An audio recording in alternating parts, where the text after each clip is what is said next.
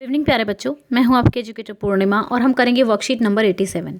Subject आपका सामाजिक विज्ञान है, कक्षा आपकी 10वीं है और ये वर्कशीट है 23 फरवरी की। रोलेट एक्ट कब पारित हुआ था? तो आप लोग मुझे बताएंगे रोलेट एक्ट क्या था, इसमें क्या प्रॉब्लम थी, तो क्यों इसका विरोध किया गया था और इसके बाद आपका जलियांवाला बाग हुआ था, वो क्यों हुआ था। तो मैंने कुछ हिंट दे दिए हैं आप लोगों को, आप मुझे बताएंगे क्योंकि हमने पढ़ा है अभी पीछे कि रोलेट एक्ट क्या था, कब पारित हुआ था। ये हुआ था 1919 में। ठीक है, निम्नलिखित में से कौन सा कथन इटली के एकीकरण के विषय में संबंधित नहीं है? जूसेप मेत्सनी ने अपने लक्ष्य की प्राप्ति के लिए खुफिया संगठन की स्थापना की थी। संबंधित नहीं है लिखना है, ठीक है, इटली के संबंध में। प्रधानमंत्री कावूर ने इटली संघ की स्थापना के लिए आंदोलन का नेतृत्व किया था। 1861 में विक्टर इमैनुएल द्वितीय ने स्वयं को संयुक्त इटली का राजा घोषित किया था। ओटो वन बिस्मार्क इटली के एकीकरण का सूत्रधार था। किसका था ये? जर्मनी का। ठीक है, तो आंसर हमारा क्या हो गया? डी। अब चलते हैं नेक्स्ट पे। रिक्त स्थान की पूर्ति कीजिए। देखो आपकी बुक में तो जो दिया हुआ है वो मतलब एक तरह से 5 मार्च 1931 को जब गांधी इरविन का पैक्ट हुआ था ना, आपस में समझौता हुआ था, तो उस टाइम पे ये वापस लिया गया था। लेकिन ये ना 1931 में सस्पेंड हुआ था। ठीक है, मतलब वैसे मैं आपको थोड़ा डिटेल बता रही हूँ। 1934 में ये पूरी तरह विड्रॉ किया गया था, लेकिन आप लोगों को 1931 ही लिखना है सविनय, क्योंकि आपकी बुक में ये दिया हुआ है।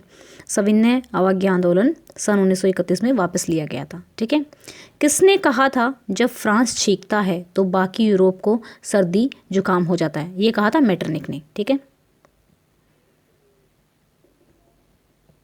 ओके, तो चलिए आगे क्वेश्चंस करते हैं।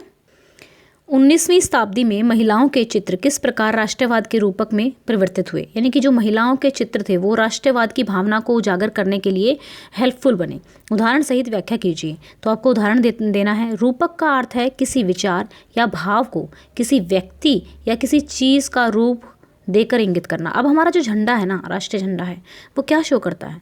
वो एक मतलब एक भावना शो करता है हमारी। हम लोग अपने झंडे को देखते हैं तो देखो मुझे तो होता है मतलब कुछ एक रिस्पेक्ट की भावना पैदा होती है, तो वो एक रूपक है। 19वीं शताब्दी के कलाकारों ने चित्र और मूर्ति बनाकर राष्ट्र को ऐसे प्रस्तुत किया जैसे वो कोई व्यक्ति हो। इन चित्रों को नारी भेष में प्रस्तुत किया जाता है, जैसे भारत माता को प्रस्तुत किया जाता है। नारी की यह छवि राष्ट्र का रूपक बन गई। फ्रांस में इसे मारियाना नाम दिया गया, जबकि जर्मनी में इसे जर्मेनिया नाम दिया गया। ठीक है, अब चलते हैं नेक्स्ट क्वेश्चन पे। 31 जनवरी 1930 को वायसराय इरविन को महात्मा गांधी द्वारा लिखे गए पत्र में कौन सी दो मांग की गई थी? उन्होंने कौन सी दो मांगे रखी थी?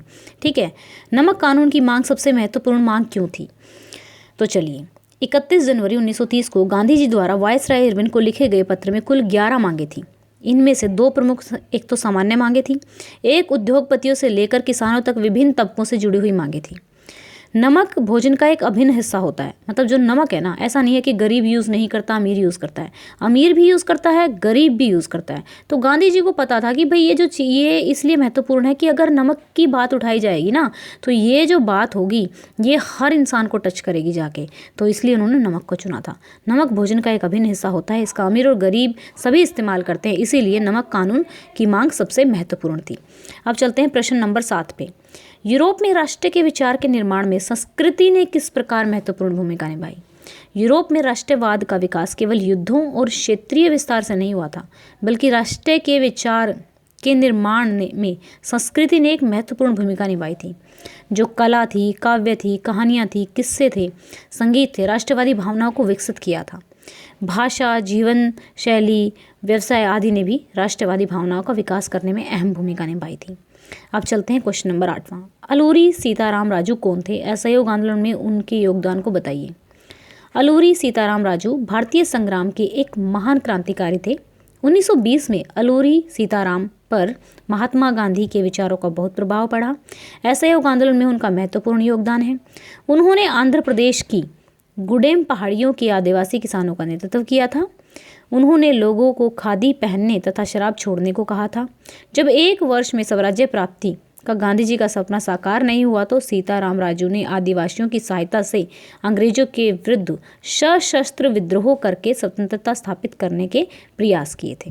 ठीक है, तो ये थे हमारी आज की वर्कशीट के क्वेश्चंस। आई होप सो कि आपको अच्छे से समझ में आए होंगे। अगर कोई डाउट है तो कमेंट करके पूछ सकते हैं। बाकी अगर आपको वीडियो अच्छा लगा है तो वीडियो को लाइक कीजिएगा। अगर आप चैनल पे नए हैं तो चैनल को सब्सक्राइब कीजिएगा। एंड बाकी 35,000 जो नए 1 लाख सब्सक्राइबर जो जुड़े हुए थे उनसे तो हमारा वेलकम हो गया था। 35,000 के बाद मैं कम ही लाइव आ पाई हूँ। तो बच्चों आएंगे लाइव इस महीने में, ठीक है। काफ़ी लाइव सेशंस होंगे हमारे। Thank you so much for your love and support. Thank you. Have a nice day. May God bless you.